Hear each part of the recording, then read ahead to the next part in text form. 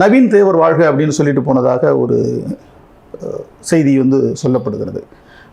உண்மையிலே நவீன் தேவர் வாழ்கிறத விட நயினார் நாகேந்திரன் வாழ்கன்னு சொல்லியிருந்திருக்கணும். ஏன்னால் அவர் தான் இதற்கு பொறுப்பேற்கணும். அவர் தான் திருநெல்வேலி பகுதியில் வந்து ஒரு அரசியல் தலைமையாக அந்த சட்டமன்ற உறுப்பினராக இருக்கக்கூடியவர்.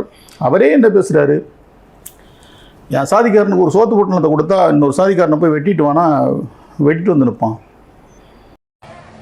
ஒரு பட்ட சோத்தை கொடுத்து ஒருத்தனை கொண்டுட்டு வான்னா அவனை கொண்டுட்டு வந்து நிக்கக்கூடிய சமுதாயம் இந்த சமுதாயம். பட்ட சோத்துக்கு பழி போறவன் மரவன் சொல்லுவானே. இது மேடை பேச்சு சமூக ஊடகங்கள்ல நயினார் நாகேந்திரன் அவர் தான் பாரதிய ஜனதா கட்சிக்கு தலைவர்.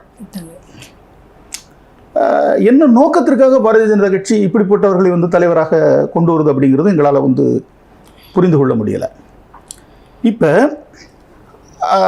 அந்த நவீன் தேவர் வாழ்கன்னு சொன்னாங்கல்ல, அவன் வந்து நான் வந்து இந்த கொலையை செய்யலை அப்படின்னு சொல்லிட்டு ஒரு காணொலி வெளியிடுறான். அவன் இன்றைக்கு காவல்துறையால் தேடப்பட வேண்டிய குற்றவாளி. தம்பி தீபக் பாண்டியன் கொலையில் அவன் கொலையை நேரடியாக செஞ்சவன்.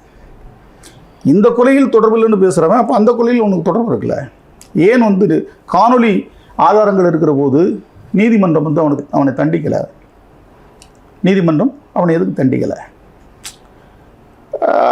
அவனுக்கு கடந்த 28/10/2025 கடந்த ஆண்டே அவனுடைய பிணை வந்து திரும்ப பெறப்பட்டிருக்கு நீதிமன்றத்தால்.